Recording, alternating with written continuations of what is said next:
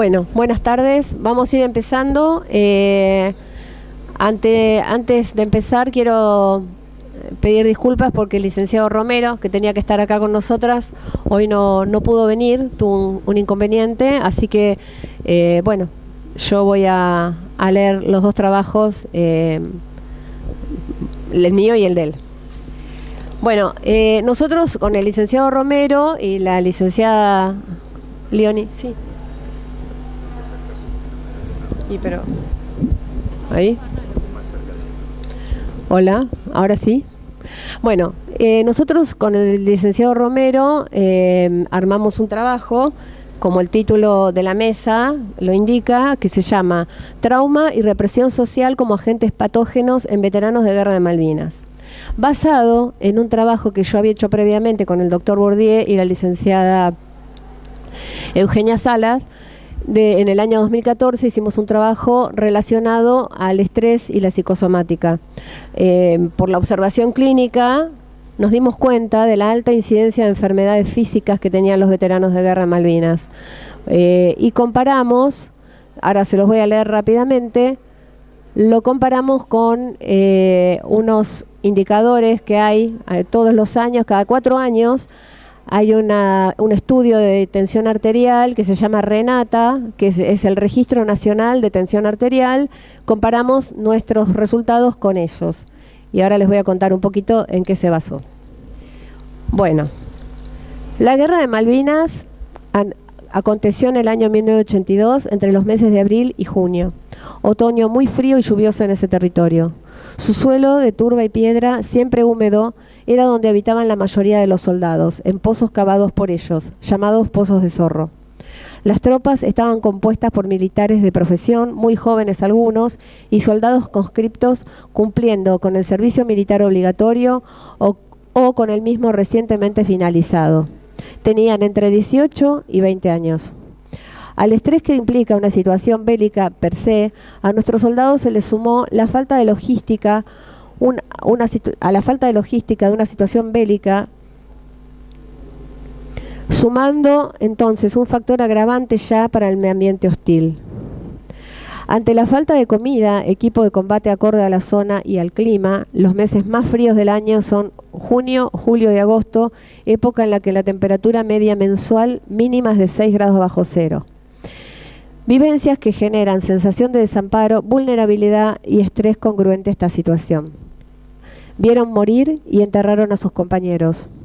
Y luego vino la derrota. Fueron prisioneros de guerra, con la incertidumbre que esta situación genera. Volvieron a sus cuarteles y tuvieron que acordar en los mismos un pacto de silencio por cuestiones estratégicas y confidenciales. Esto está escrito entrecomillado, lo del pacto de silencio. Dicho silencio fue reforzado por la sociedad que les dio la espalda y por políticas de desmalvinización instrumentadas y sostenidas por el Estado.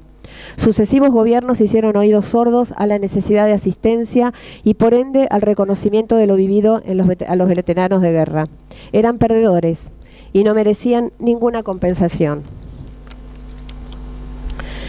Esta idea reforzaba la pretensión de inexistencia de la sociedad para con ellos. Tal situación ha sido vivida por los veteranos como el trauma más importante y el que tal vez generó mayores consecuencias físicas y psicológicas, el denominado segundo gran desastre, que consolida el primer trauma, dando lugar a afecciones crónicas subsecuentes. En el año 2004 abrió sus puertas el Centro de Estrés Postraumático Malvinas Argentinas para la asistencia de excombatientes del Ejército Argentino. En este centro se realizaron evaluaciones psicológicas y psiquiátricas con los consecuentes diagnósticos para luego ser elevados a la denominada Junta Superior de Reconocimientos Médicos del Ejército y establecer así el porcentaje de incapacidad psiquiátrica correspondiente. Y asistencia terapéutica en sus diferentes modalidades, terapia individual, grupal, hospital de día y otras. En el año 2012, a partir de la resolución 1209 del año 2010 del Ministerio de Defensa de la Nación, se inaugura el Centro de Salud de las Fuerzas Armadas Veteranos de Malvinas, que unifica la asistencia de veteranos de las 3 fuerzas. Ejército, Marina y Fuerza Aérea.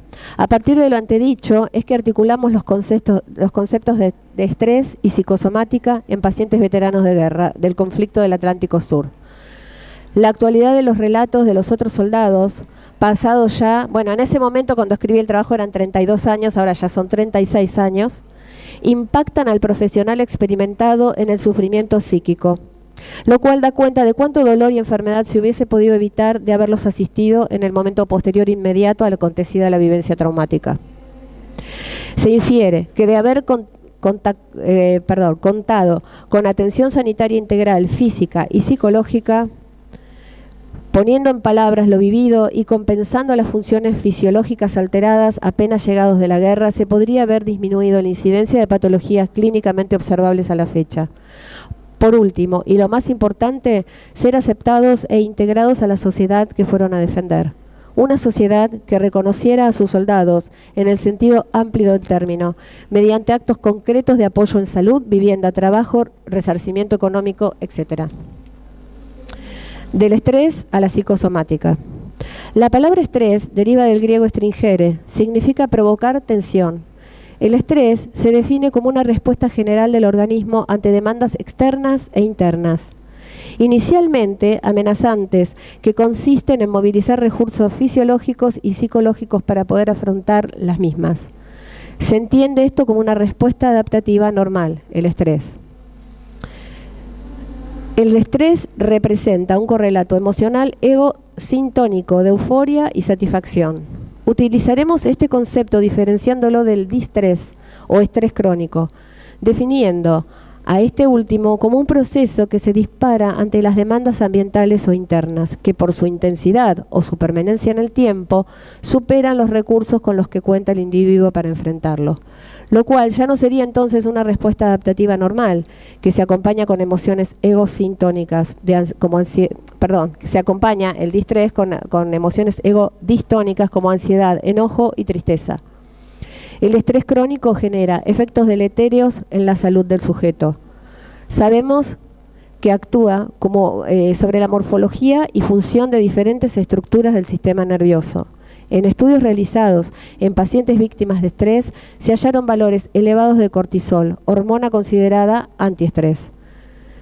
Se hallaron que en el caso de pacientes con estrés crónico, el valor de esta hormona es claramente menor al normal. En ambos casos se generan desajustes del eje hipotálamo-hipófisis adrenal, lo cual incrementa la posibilidad de enfermar. Las condiciones de cualquier guerra son siempre estresantes y traumáticas para todos los actores de tal situación. En esta guerra en particular, el frío intenso, el hambre y la falta de higiene es una referencia constante de todos los pacientes que nos consultan. Son sensaciones que remiten a lo más primario de la vida del sujeto y junto al contacto directo con la muerte provocan desamparo, desorganización emocional y vulnerabilidad física. La evolución posterior del trauma tiene dos posibles destinos. Desencadenar una estructura psicopatológica previa. Acá tenemos el eje 1 y el eje 2 del DSM-4. La segunda es ser parte determinante en el contenido de un síntoma, pesadillas recurrentes, trastornos de sueño, etc., en un intento reiterado de ligar y descargar por abreacción el trauma. Esta acción fallida se acompaña de una inhibición más o menos generalizada de la actividad global del sujeto, que sería el eje 5 del DSM-5. Numerosos trabajos científicos dan cuenta de la irrupción de que la irrupción de sucesos traumáticos disminuye la respuesta inmunitaria y genera la aparición de enfermedades físicas.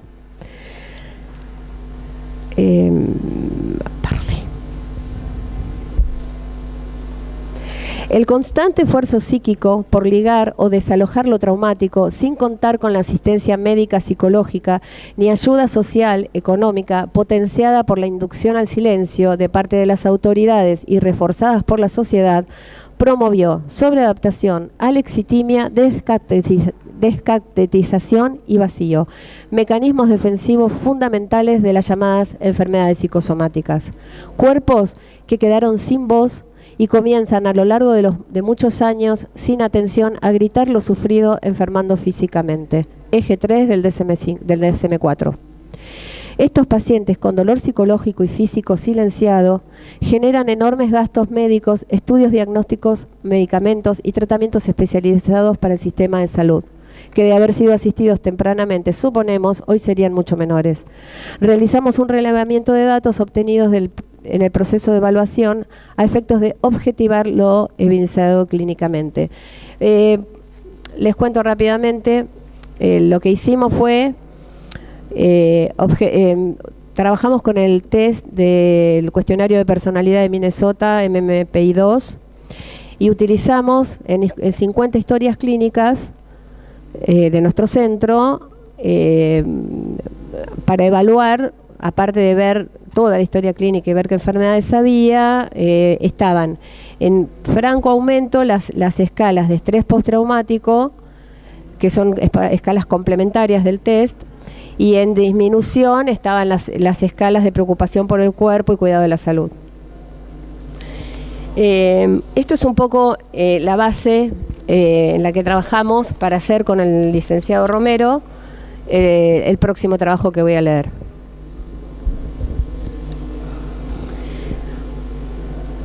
Que, como les dije, se llama Trauma y Represión Social.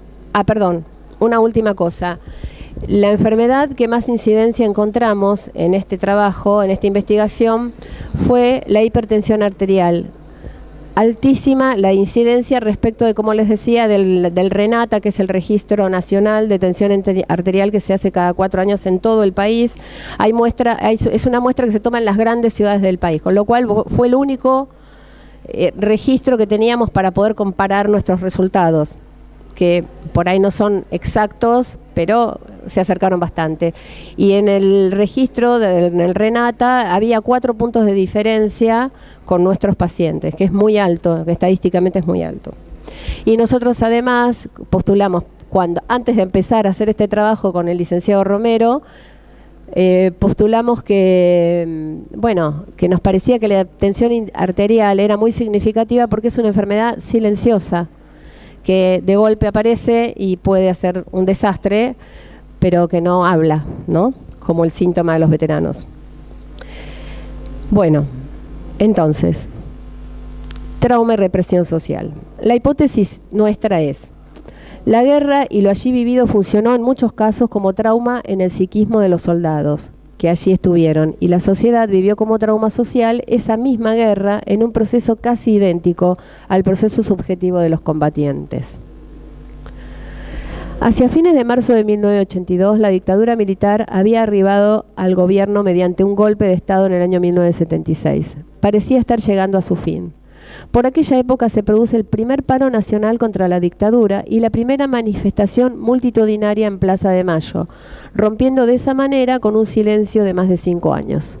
El 2 de abril de ese mismo año se produce el desembarco argentino en las Islas Malvinas, invocando a un valor indiscutible para la sociedad, que era la soberanía absoluta de nuestro país sobre las islas, largamente reclamada y convertida en una causa prácticamente absoluta en relación a la aceptación social de los medios de comunicación. ¿Quién podía oponerse a semejante reivindicación? De este modo, la entonces llamada Junta Militar cobraba de la mano de un valor indiscutible una notoriedad y una aceptación popular que en otro momento hubiera resultado impensable. Entonces la guerra de Malvinas tuvo características singulares. En el primer lugar, los combatientes eran soldados obligados a cumplir el servicio militar obligatorio durante un año completo y la edad promedia de los mismos era de 18 años. En segundo lugar, los combatientes se componían de soldados que ya habían cumplido su servicio militar y eran reincorporados clase 62 y soldados con una mínima instrucción que recién ingresaban al ejército, clase 63. En tercer lugar, las condiciones precarias vividas por los soldados, que en muchos casos pasaban hambre, frío y no estaban equipados con la logística necesaria para emprender semejante empresa. En cuarto lugar, eran adolescentes. Resultado: extrema vulnerabilidad. Podríamos pensar que estas características particulares, más el hecho de la guerra en sí, con sus altos montos de estrés y exposición permanente a las carencias y temores durante un tiempo prolongado, y de hecho lo hemos comprobado en la práctica clínica, han generado patologías por trauma en alto grado. Las patologías post-trauma se caracterizan mayormente por la falta de palabra.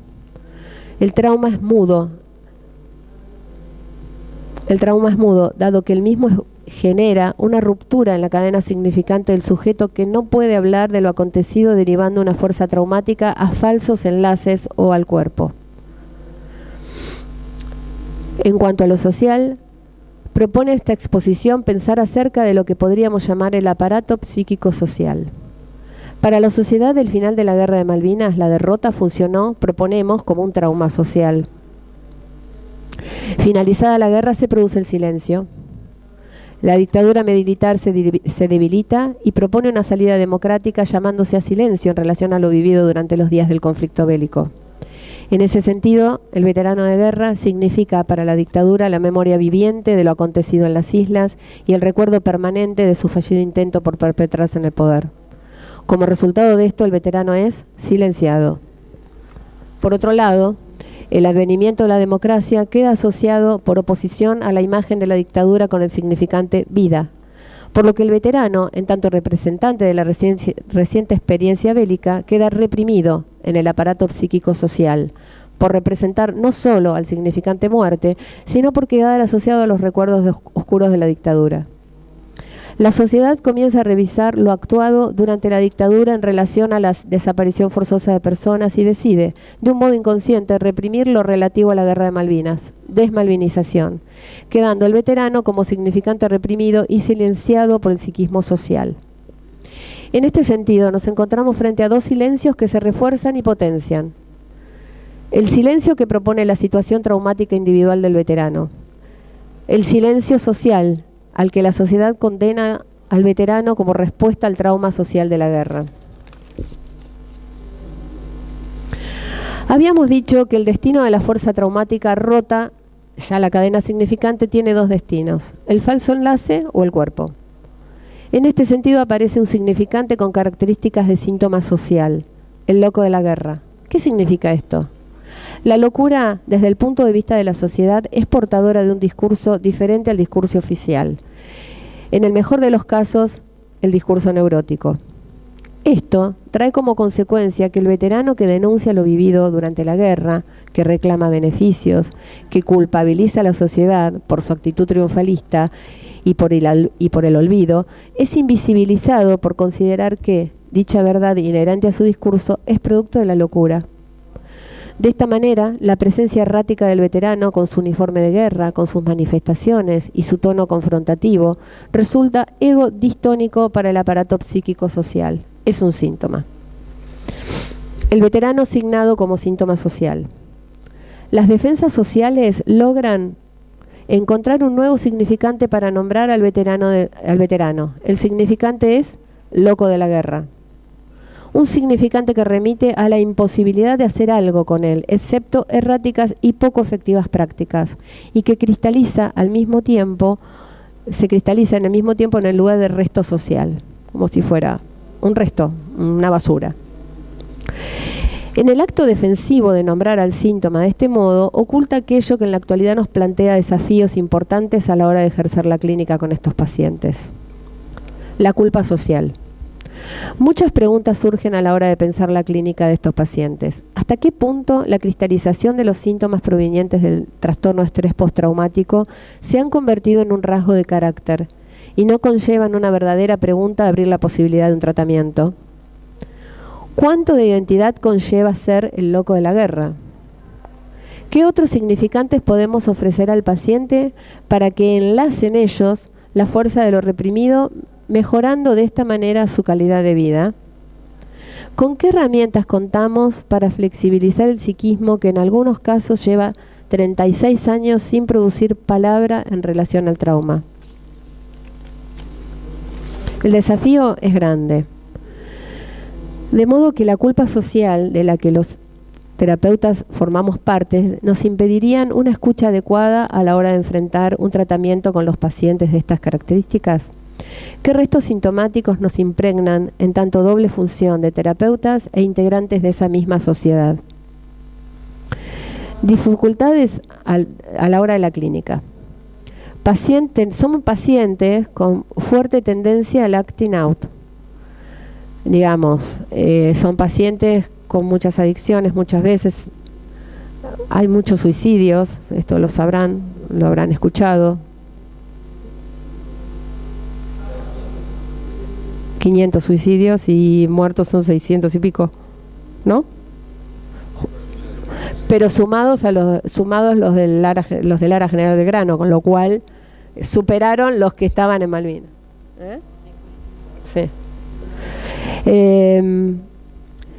Presencia, sí. ¿Querías preguntar algo? Sí, por favor.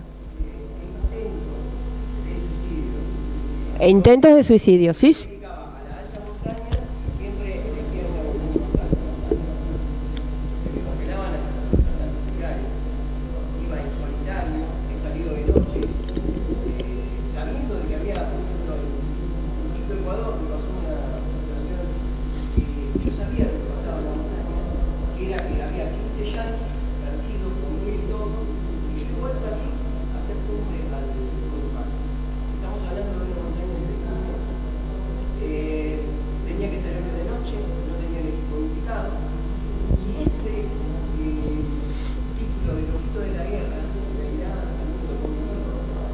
Vos sos veterano.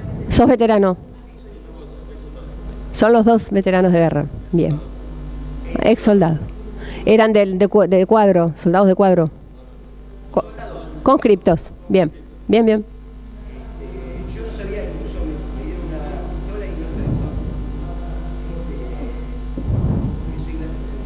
usar. Claro. ¿Qué es lo que nosotros aclaramos acá?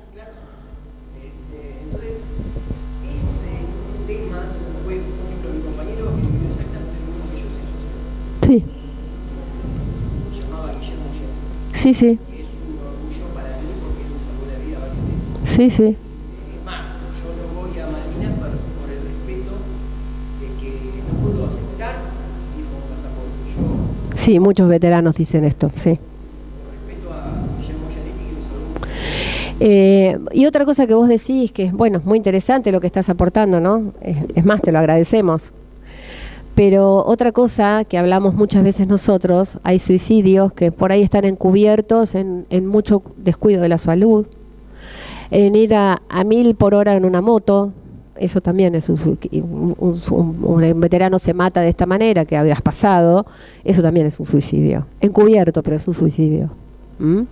Entonces, esta fuerte tendencia al acting out que decimos, que tiene que ver con esto, con hacer cosas, ¿no? Mucha tendencia a hacer cosas peligrosas y cosas que van bordeando la muerte, o la gravedad, o quedar muy lastimado, ¿sí?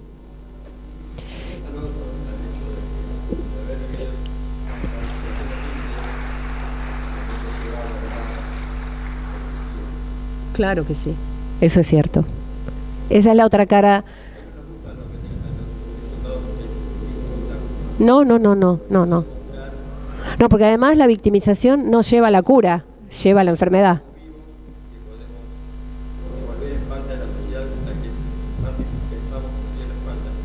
Sí, se las dio. Sí, tardó, pero llegó.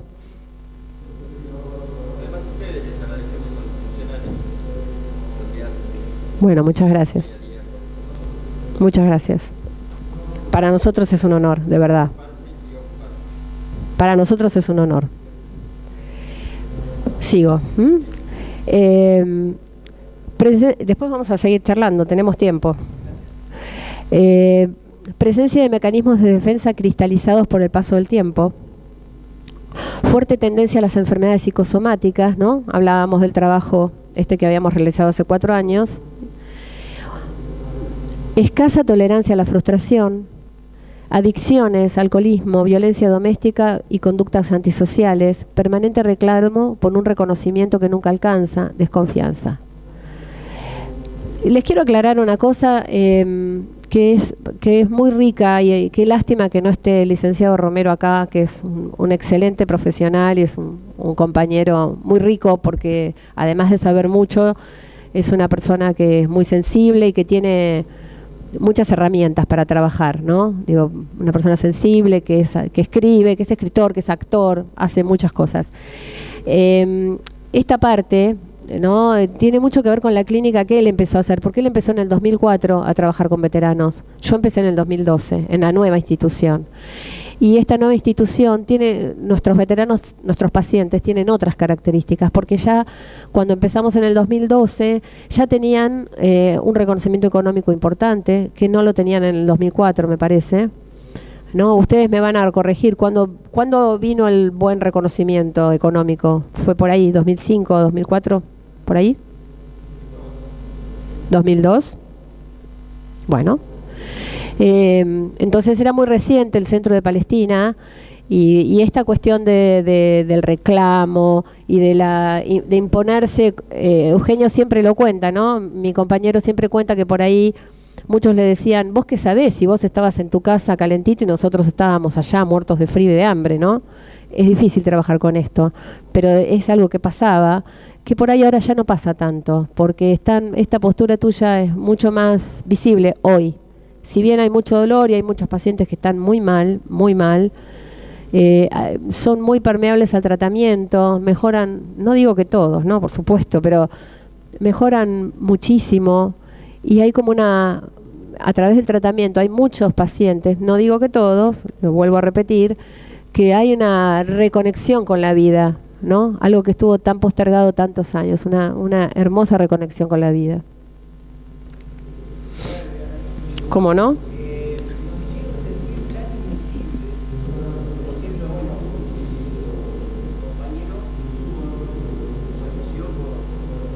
¿En qué año fue que se suicidó? Exactamente a los 10 años. A los 10 años, sí. Y bueno,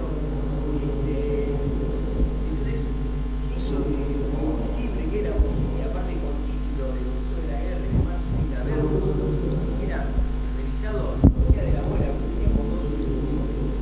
Y eso es lo que bloqueó. Totalmente. Sí. Ahora vamos a seguir charlando. La idea de una mesa redonda era esto, para que pudiéramos charlar.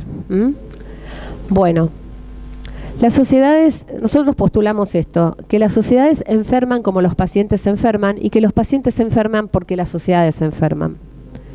El concepto de desmalvinización de Alain Rouquier, de 1983, es un concepto mediante el cual, en un silencioso y significativo acuerdo no verbal, la sociedad, los medios de comunicación y la comunidad política le quitaron a la sociedad, le quitaron a la guerra de Malvinas todo vestigio de heroicidad y valor, silenciando lo vivido durante la misma, silenciando al veterano mismo y asimilando su figura de chico de la guerra o loco de la guerra, equiparando la desmalvinización al concepto individual de represión y negación, condenando a la sociedad a darle a lo reprimido un destino de reaparición sintomática, como ocurrió años posteriores a la guerra, y hasta la actualidad siendo el veterano en sus diversas formas de visibilización el condenado a encarnar un síntoma social.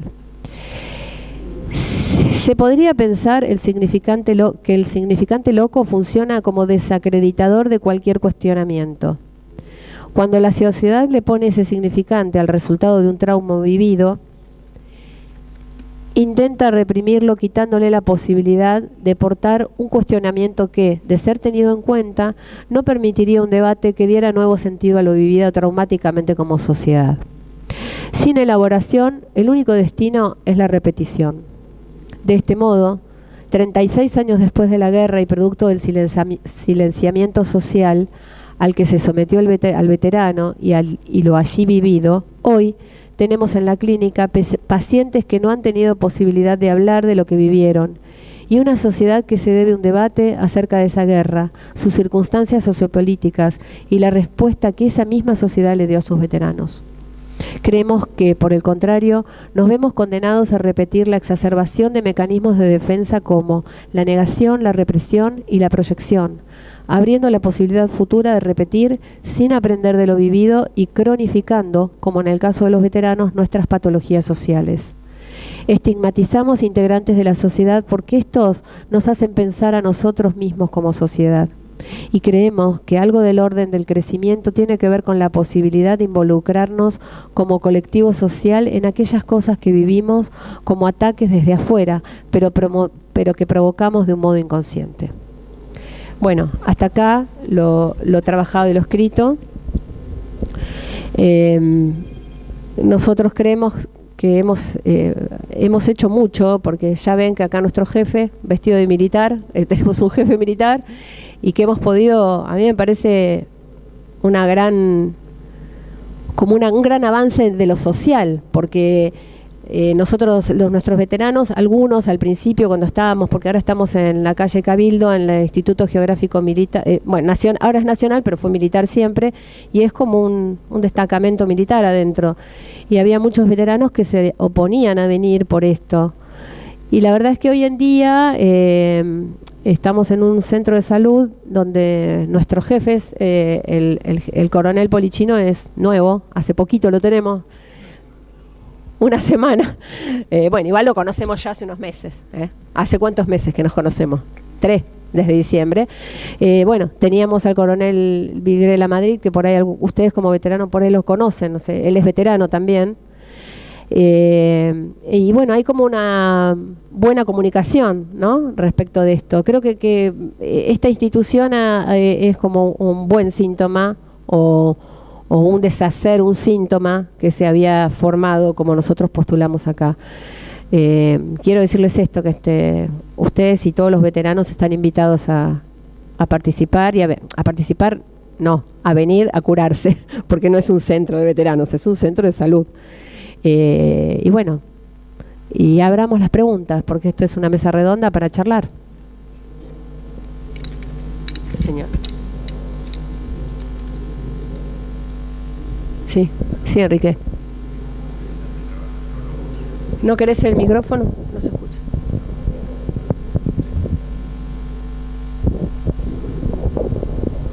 Bueno, no voy a ponderar lo que es el conocimiento de pasillo, pero no tenía conocimiento del desarrollo del trabajo. Evidentemente, los que nos conocemos, esto puede ser un gran motivo de un ateneo clínico importante para que lo conozcamos todo. Creo que algo en su momento se vio. Pero yo quiero hacer un comentario en relación con algo que me pasó respecto también de otras formas de manifestar el conflicto. Doy 2, 3 títulos y en todo caso lo dejo como para una especie de hueso para el puchero. Uno es que la apreciación de la mirada psicoanalítica, y esto no es una crítica al psicoanálisis, no te apures, Laura, para defenderlo, es que en general enfatiza en los aspectos psicopatológicos y no enfatiza en los aspectos de salud. Esto lo había planteado claramente Fiorini, el doctor Fiorini, que lo invitamos a un ateneo una vez al centro. En segundo lugar, está claro, y creo que coincidimos, que el concepto del loco de la guerra, si bien puede sustentarse en ciertos análisis psicopatológicos, tuvo una absoluta intencionalidad política, porque los loquitos implicaba, además de agregarle la peligrosidad, no darle trabajo, ignorar lo demás. Entonces creo que perfectamente. Y en tercer lugar, creo que en el desarrollo de esto, si ustedes exploraron también en esta búsqueda de la psicopatología, también aquellas valencias positivas desde el punto de vista de los valores que los propios veteranos tuvieron, porque esto es parte también de la famosa resiliencia o recuperación. Digo esto porque a veces, sí, puedo explicar en esto. Por ejemplo, cuando se muestra voy a decir lo que además dije públicamente, cuando se muestra una obra de teatro, ustedes conocen cuál es la obra de teatro que se mostró, y solo se muestra el dolor de la guerra, el hambre. Muchas veces cuando les aparecen las imágenes de hambre en algunos lugares de los jóvenes, en realidad ese joven a lo mejor vino de una jornada heroica. Sin embargo, se muestra diciendo, ese es un chico muerto de hambre. ¿Se entiende? Cuando yo miro esa obra y entonces solo se muestra lo terrible de la guerra y se dice nunca más, en cual nadie quiere la guerra, sin embargo, se borran de ese relato los hechos heroicos que fueron enormemente importantes para la recuperación del veterano, que no la recuperación, sino de la realidad completa del veterano. No sé si entonces pregunto si en esta búsqueda del perfil a partir, digamos, de la conceptualización del estrés, digamos, de la psicopatología, del significado, del significante, no se encontraron o no se exploraron y no se valorizaron para el propio veterano aquellas, llamémosle, valencias positivas que implicaban que su lugar en la guerra no fue solamente sufrimiento, sino fue sacrificio, fue gloria, fue un montón de cosas. Sí. Gracias por la pregunta, porque a lo mejor no se entendió lo que quisimos transmitir. Tanto en mi trabajo que hicimos con el doctor Bourdieu y con la licenciada Salas del 2014, justamente nos preocupaba mucho el tema de salud. Y la salud la pensamos como algo integral, ¿no? Física y psicológica, obviamente. Porque si un cuerpo... vos sabés que a mí me interesa muchísimo lo que es estrés y he hecho cursos de medicina de estrés, me encanta. Me encanta, no es que me encante, que sea un hobby, sino que lo veo constantemente en la clínica y en la clínica con veteranos mucho más. Por ahí no está remarcado esto, pero Eugenio, que hoy no pudo venir, pero lo hacemos presente contando un poco lo que él siempre dice que fue muy difícil para él cuando empezó a trabajar, porque él sentía como que tenía el héroe ahí, el bronce, ¿no? Él decía, qué difícil era atender un bronce, que tuvo que separarse, que nosotros también tenemos que hacer todo un trabajo para atender cualquier paciente, pero bueno, en el caso de veteranos, bajar la admiración y bajar esto es un trabajo realmente, ¿no? Pues si los admiramos no los podemos ayudar, en ese punto digo. Entonces, por ahí no se entendió, pero realmente yo les decía a ellos que los pacientes son muy permeables, que justamente a veces el vivir, como esa frase que dice, ¿no? Que no sé quién es, pero ayer lo nombraban, que lo que no te mata te fortalece. Creo que son sujetos con una fortaleza impresionante y que esto de porque lo primero que hicieron los veteranos de guerra fue agruparse, autogestionarse, hacer centros de veteranos, hacer actividades, hacer monumentos. Eso fue... Absolutamente, eso fue un acto heroico también, porque además no tenían un peso, y fue muy sanador. Ellos se fueron solitos haciéndose visibles, y nosotros todos esos aspectos, por supuesto que los tenemos en cuenta, solamente que acá marcamos la cuestión de la salud y la enfermedad que provoca el estrés, y bueno, y la cuestión social. Nos interesaba mucho hacer como hincapié en esta cuestión de lo que la sociedad, si venían mal, y lo dicen los veteranos, no lo decimos nosotros, la sociedad y la reacción social y política los enfermó mucho más. Y sí, claro, por supuesto que hay que reconocer lo heroico, lo maravilloso de lo que hicieron. Yo siempre cuento, siempre cuento que cuando me convocaron para trabajar en el centro de salud, una de mis hijas, que en ese momento tenía 20 años, obviamente que no había vivido la guerra, pero se ve que de escucharme a mí, me dijo, mamá, tenés que ir a trabajar ahí porque eso es una causa nacional, aunque no te paguen, me dijo, ¿no? Total, ella no paga las cuentas, pero me dijo eso, aunque no te paguen tenés que ir. Y yo dije, claro, qué bárbaro, dije yo, ¿no? Que una muchachita de 20 años diga esto.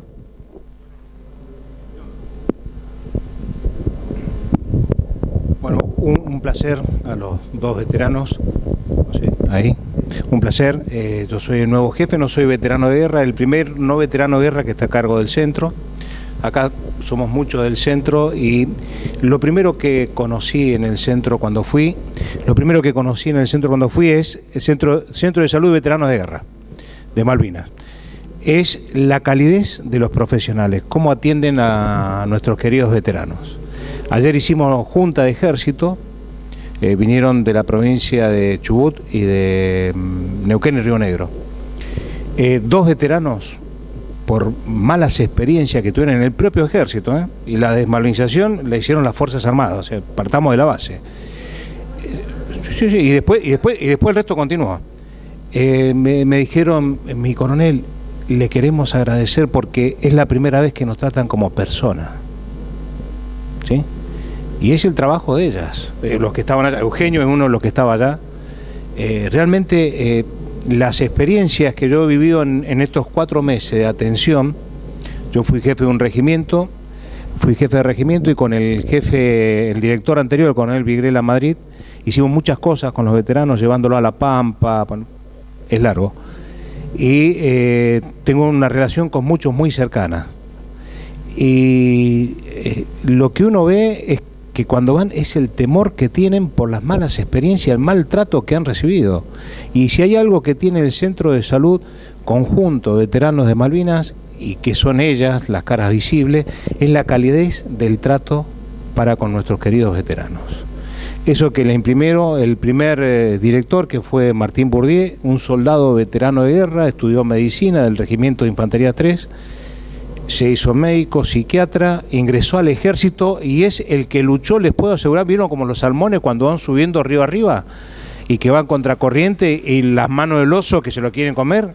Bueno, él luchó contra eso y pudo crear, como dijo ella en el año 2004, en Palestina, a nivel ejército. Y después todo esto empezó a funcionar, vino otro coronel con otras características, no médico, sino coronel de infantería, y le dio toda esa impronta que fue lo que llegó hasta ahora al centro.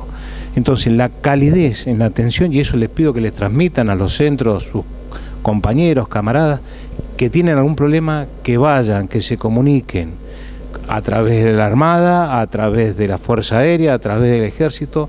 La calidez de la gente es impresionante, y si es necesario, en función de la gente que ustedes junten, que nosotros vengamos acá con el equipo a Mar del Plata, no hay ningún problema, lo hablamos, ponemos una fecha y venimos para acá. Así que yo lo que quiero resaltar sobre todo es cómo los atienden, ¿sí? El cariño y la responsabilidad que ponen de manifiesto para tratar de ayudarlos a ustedes a salir adelante. Eso quería manifestarle, nada más. Ya que da la posibilidad en la mesa redonda de charlar, quería aclararles una cosa, que cuando el coronel dijo esto de nuestro director médico, que es Martín Bourdieu, es cierto, ¿no? Lo vamos a remarcar un poco porque él fue soldado de clase 62, él ya le habían dado la baja en el servicio militar, y cuando viene lo de Malvinas, él se presentó como voluntario, no esperó a que lo llamen. Y estuvo en la batalla sí.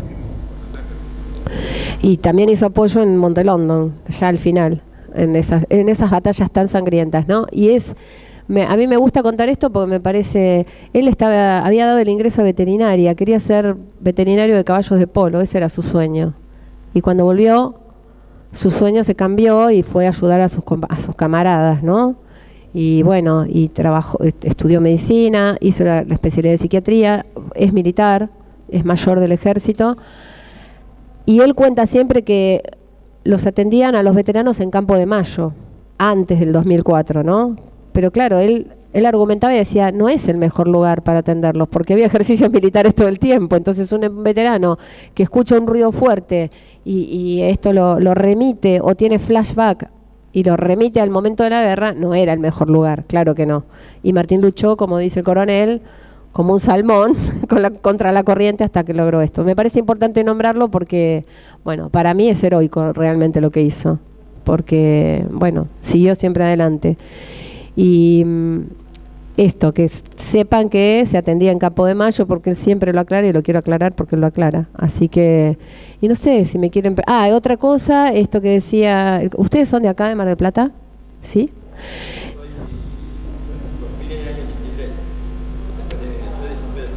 Pero te quedaste acá. Bueno.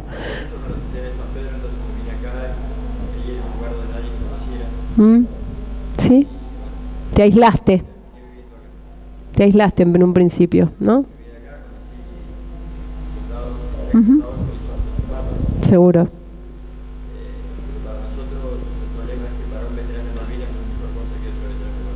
Claro.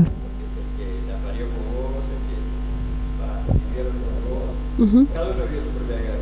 La guerra de él seguramente no coincide con la mía y tampoco la de mi compañero de curso. Pero eso es como cualquier vivencia de la vida, ¿no? Cada uno, porque por eso lo que dice el coronel, nosotros cuando pensamos en un veterano, pensamos en el veterano así como una figura abstracta. Es cada cada persona que vivió esta vivencia de guerra la vivió, como vos bien decís, de una manera diferente, porque ya fue con 18 años o 19 o 20 a la guerra y ya había vivido 18 años, ya fue un bebé, ya creció, caminó, fue al colegio, ¿no? Se enamoró a lo mejor. Totalmente, totalmente de acuerdo. Totalmente de acuerdo.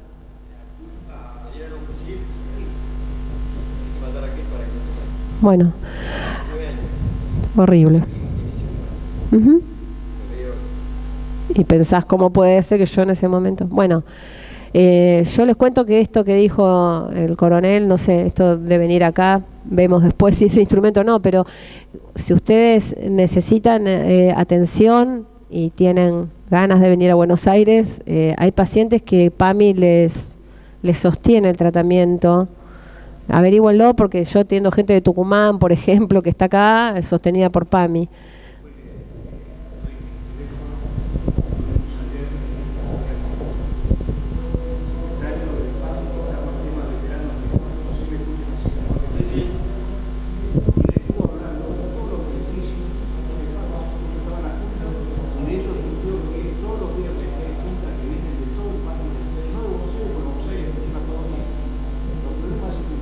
Claro, como siempre. Los kilómetros de un pueblo al otro que tiene que ver con el medio son 400. Aquí ves si no te tuvieron contención, no tenés familiar, ni psiquiátrica, ni... Todo ese tema se le puede explicar, todos los beneficios, el 100% del remedio, el tema de la atención, cuando un veterano que va de Mar del Plata a San Pedro, por ejemplo, y hace a tener este, tiene que atender gratis. Y hay trabas que las no quieren, por mucho que ¿qué quedamos? El día jueves viene nuevamente el equipo de PAMI al centro, la parte de también quedamos al centro, vamos a colocar todos los links de la UCL, de PAMI, de la forma que es en un lugar que ustedes pueden de ahí desviarse a adquirir todos los beneficios de la resolución 181, que es donde sale todo el tema de los remedios, todo lo que ustedes tienen, lo que estamos hablando con la gente de PAMI, tratar de salir de Buenos Aires y acercarse a través de una página de internet. Vamos a tratar de tener un chat para que ustedes puedan consultar, muchas cosas que se están generando para tratar de acercar las muchas soluciones que hay para los que queremos.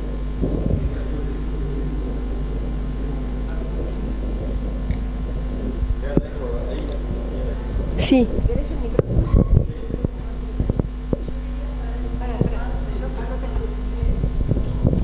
No llega hasta ahí igual. Yo quería saber un poco más lo del pacto de silencio, que él corroboró, de qué se trataba, y cómo es esto de la permeabilidad del veterano.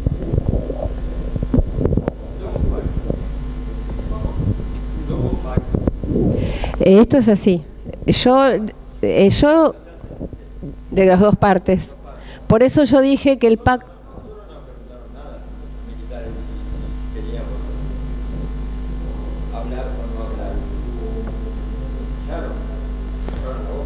Bueno.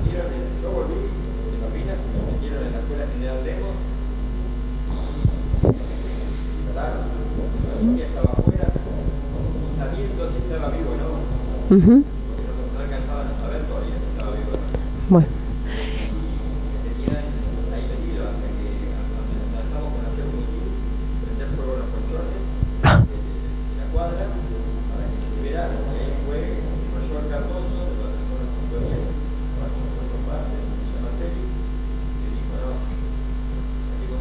Acá porque aparte había presión de afuera de los familiares y de adentro de nosotros, los soldados que teníamos una guerra de la guerra. Te cuento un poco lo que, como dice él, un pacto es algo acordado entre dos personas, tiene razón. Pero el pacto nosotros cuando hablamos del pacto de silencio es porque muchos pacientes lo definen así. Nuestros pacientes veteranos muchas veces, yo me acuerdo cuando recién empecé que uno me dijo, yo juré que no iba a hablar y no sé si hablar, me dijo, ¿no? Venía a hacer la evaluación para ver la discapacidad esta que habla la cosa era así. Bueno, no, pero la cosa es así. Algunos veteranos cuentan, la mayoría, que firmaban un papel que no se podía hablar, que había una cuestión de confidencialidad de lo que había sucedido en el teatro de operaciones, ¿sí? Entonces, eso, algunos cuentan, no todos, pero algunos cuentan que muchos de los militares que le hacían firmar esto le decían, y mejor que te calles, porque si hablas vas a ver lo que te pasa, ya sabes lo que te pasa cuando hablan. No todos cuentan esto, pero hay muchos que sí.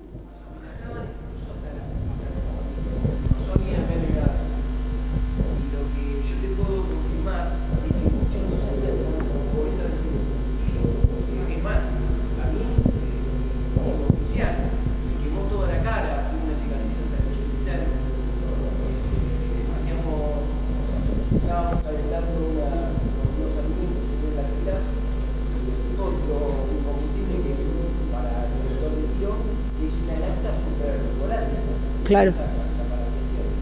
Y me agarró toda la cara. Y yo tenía el pasamonte ahí en el campo, pero se me prendió fuego. Y no se me hizo la cicatriz crónica escondida por el frío. Pero, y bueno, mi oficial y mi suboficial me maltrataron más que los ingleses, pero mal. Y entonces, ese es el punto. Por eso mucha gente no se hace. No es que no tenga problemas. No, por supuesto. Además creo que lo bueno del coronel Lamadrid y del coronel Polichino es que son conscientes de eso, ¿no? De lo que pasó. O sea, no es que... A mí me parece increíble. Nosotros acá Pero es verdad.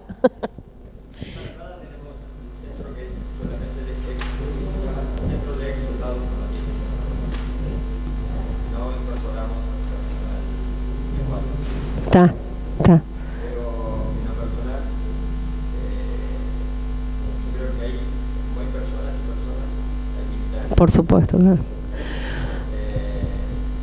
Yo volví al cuartel, cuando fue el levantamiento de la mitad en San Diego, uno de los impulsores del conflicto. Yo lo veía en parte coherente, ¿no? Porque yo fui a Malvinas voluntario. Yo estaba en la lista para ir a la Malvinas, los soldados. Ahora tenía para salir de la noche para ir a la Malvinas. Pero siempre de chico le di mucha importancia a todo lo que pasa. Me enorgullecía cuando veía el ejército de militares. O sea, creo que esa también los chicos saben lo que es militar, saben lo que es una bandera, saben lo que es la palabra.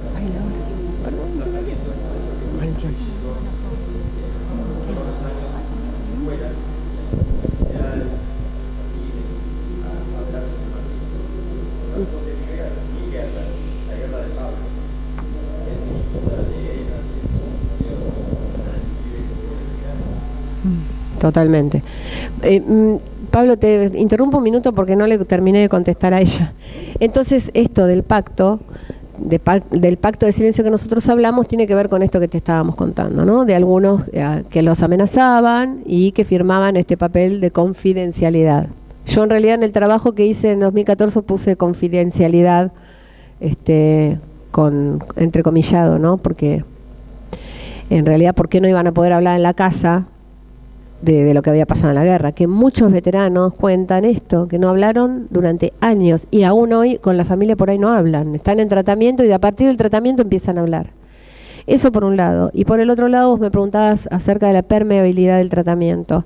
Yo decía que los veteranos, no todos, que en general, al menos en mi experiencia clínica, que tengo muchos pacientes atendidos desde 2012 hasta acá, son muy permeables al tratamiento. ¿Por qué? Me parece a mí, ¿no? Esto no está teorizado todavía, pero más o menos. Para mí son muy permeables porque son muy bien recibidos en el centro de salud, como dice Coronel. Nosotros, a mí me encanta trabajar en donde trabajo, me encanta trabajar con veteranos, me siento muy a gusto con ellos. Me parece una clínica totalmente distinta al resto. Yo tengo muchos años de profesión, 25 exactamente, y la verdad es que he trabajado en muchas cosas, pero esto es algo como, es diferente, porque cada caso es cada caso, cada uno, como dice Pablo, vivió una guerra por ahí diferente. porque somos sujetos, entonces los sujetos vivimos las experiencias subjetivamente. Y yo digo que son permeables porque aceptan muy rápido la ayuda. No todos, por supuesto, porque esto estamos hablando de clínica. Entonces, pero la ayuda es muy bien recibida, la escucha es muy bien recibida. Cuando uno llega y le dice, hola, ¿cómo estás?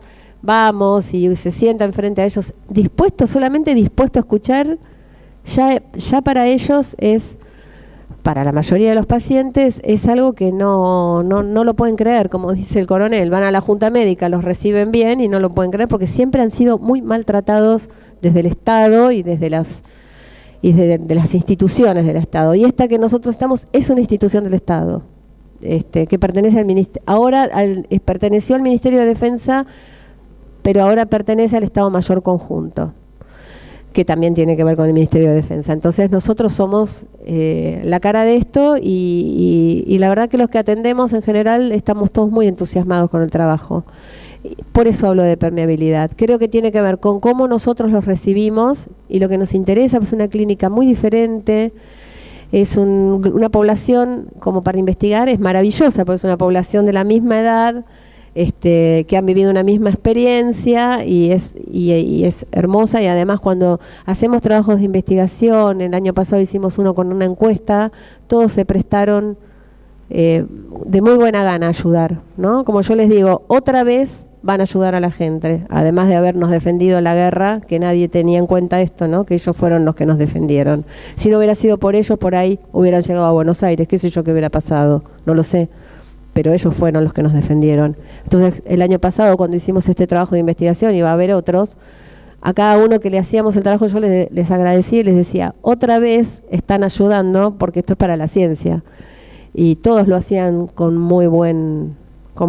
de muy buena gana, digamos, ¿no? A eso me refería con la permeabilidad. Espero que haya sido respondida la pregunta. Sí.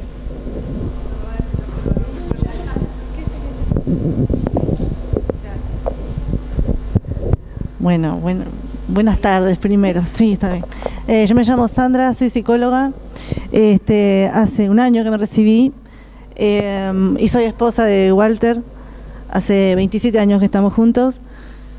¿Cómo haces? ¿Mujer de un veterano?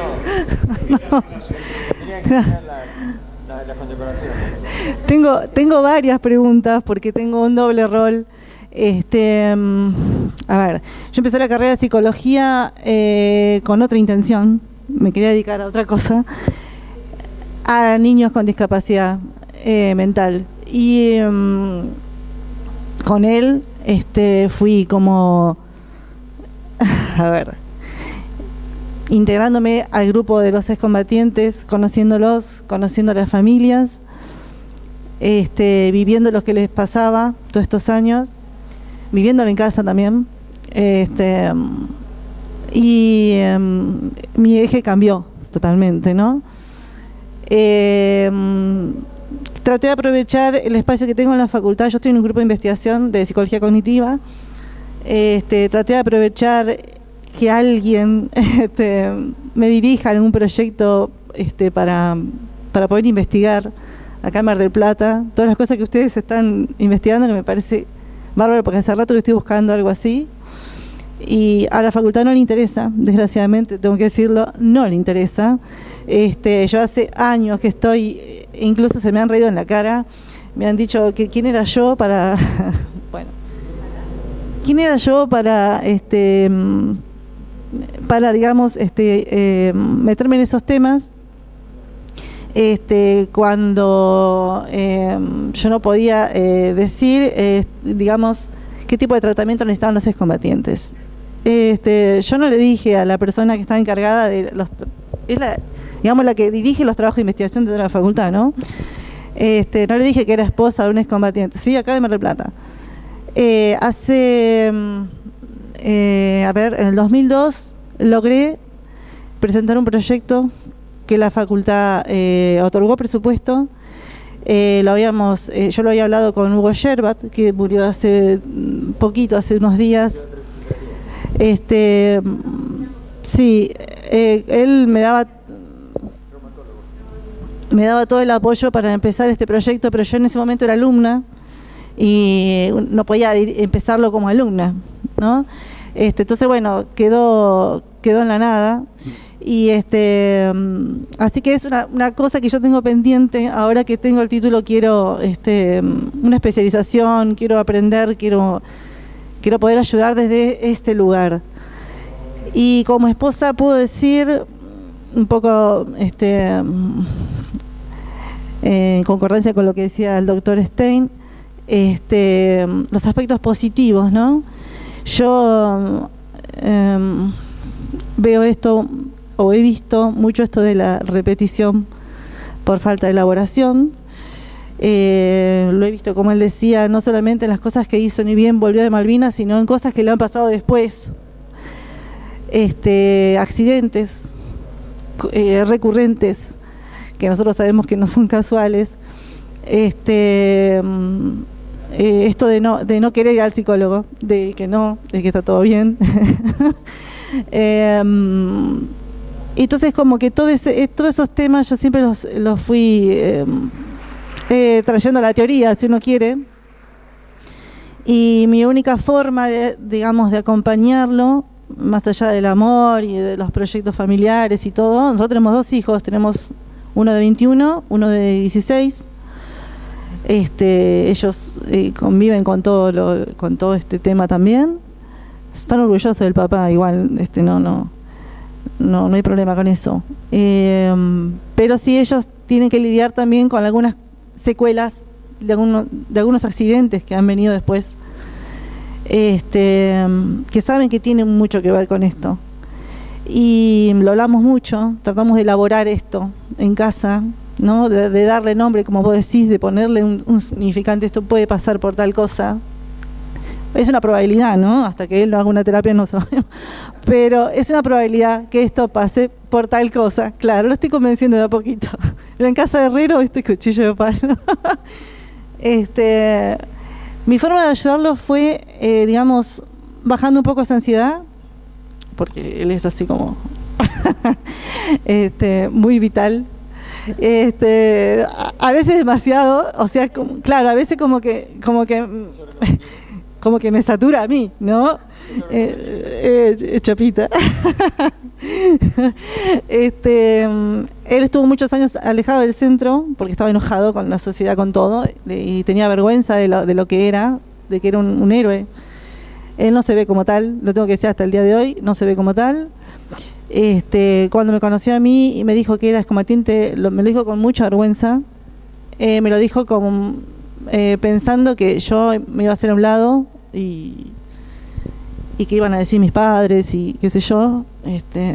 Yo cuando fue la guerra tenía 12 años, o sea, para mí la guerra la viví como lo vive una criatura, casi nada. Mis padres no tuvieron ningún problema, al contrario. Pero a lo que voy es esto. Lo que pude hacer es rescatar estos aspectos positivos de su personalidad, y dejarlos que fluyan, como quien diría, que si él quería de golpe aprender, meterse en la facultad y estudiar geografía, dale. Que si dejaba eso y quería hacer yoga, dale. O sea, es una persona que necesita cambiar y hacer constantemente, y siempre acompañarlo y siempre tratando de que no se frustre cuando por ahí veía que no era lo de él, siempre rescatando esta parte de salud, de que él puede, que lo haga, está todo bien, que lo haga, siempre sin poner frenos, sin respetando nuestros gustos distintos, nuestros espacios. Él sabe que yo tenía que estudiar, sabe muchas cosas, pero como él es una persona muy comprensible, se puede hablar, te dice, sí, tenés razón. Lo hablamos mucho y nos damos nuestros espacios. Y yo creo que eso fue como para él muy saludable, porque ha dejado de tener accidentes, ha dejado de exponerse. El hecho de tener una familia también lo ha frenado mucho y piensa, ahora tengo hijos. Entonces eso es como también un buen tope. Así que yo lo que quiero decir es que como esposa, para mí es un poco difícil a veces mantener cierta distancia, ¿no? Trato de ser objetiva para poder ayudarlos al resto, digamos, de este lugar.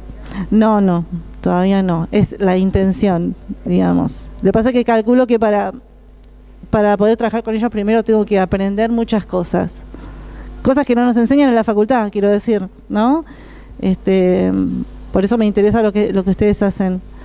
Y me parece bárbaro, los felicito. Es hermoso, es lo que me gustaría hacer a mí también. Gracias.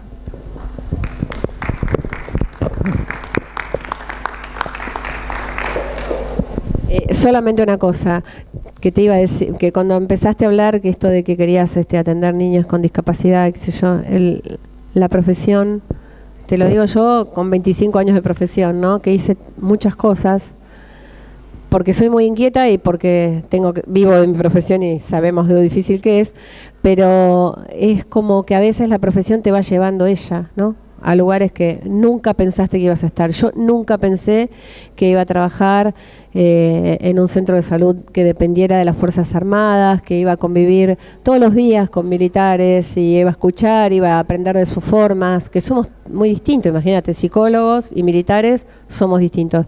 Pero bueno, hacele caso a tu deseo, a tus ganas. Nosotros tenemos una colega que tiene esa línea de trabajo y que está haciendo un doctorado.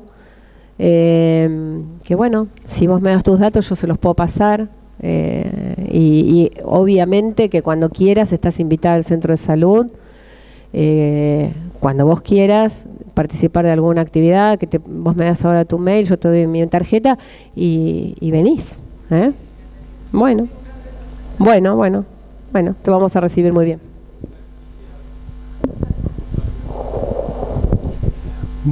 Bueno, buenos días a todos. Yo soy Federico Yanqui, yo soy musicoterapeuta en el centro. O sea, bueno, estaba en otra exposición de otra institución de trabajo, pero sabía que estaban acá, así que me acerqué, nada, estaba escuchándolos muy atentamente. Es muy interesante lo que dicen. Recién vos habías dicho una frase: para un veterano no hay nada mejor que otro veterano.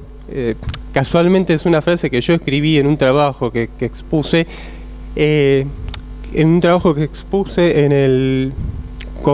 el primer simposio de salud del Ministerio de Defensa en el año 2012. Esa frase yo la escribí no porque nadie me la haya dicho, pero es lo que yo palpaba del trabajo diario que yo hacía con ustedes, con los soldados o veteranos, en la modalidad que trabajamos muchos años, que era de hospital de día.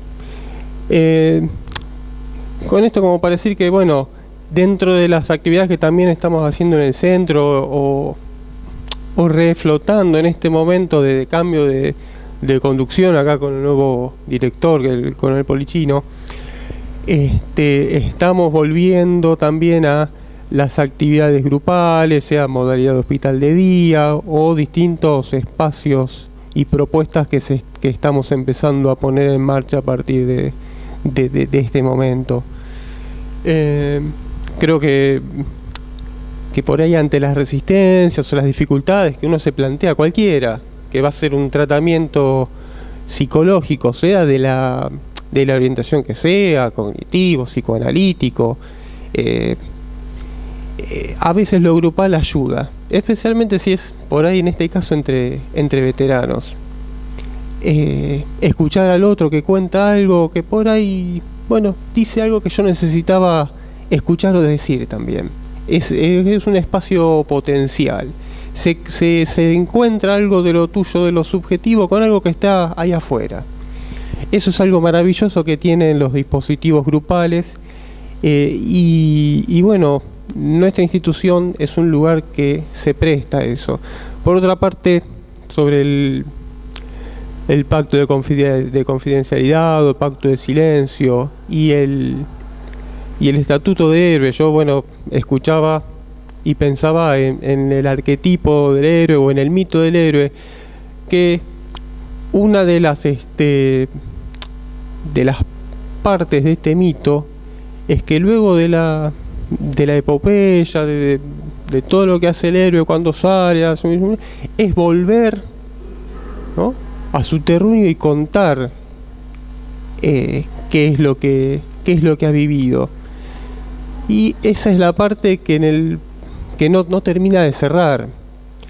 Pero ahí es donde, no quiero que parezca que estoy haciendo propaganda, pero bueno, sí.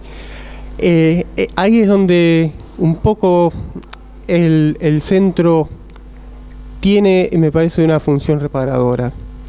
Yo cuando empecé a trabajar en el centro fue en el año 2006, musicoterapeuta, tengo un primo veterano, pero yo no, fuera de eso, tampoco yo no tenía ninguna vinculación con lo militar. Para mí fue encontrarme también con un mundo distinto, diferente al mío, otra mentalidad. Bueno, empecé a ver la parte amable que tenía el centro, que es como un lugar que tiene una función reparadora. Tanto desde el lugar, me parece, del Estado o de las instituciones, ¿no? Bueno, en este momento estamos reparando, estamos abriendo las puertas para que vengan y den su testimonio, hablen. Es la única forma de poder empezar a remover las heridas, los traumas. ¿Qué más? Me perdí. Bueno, nada.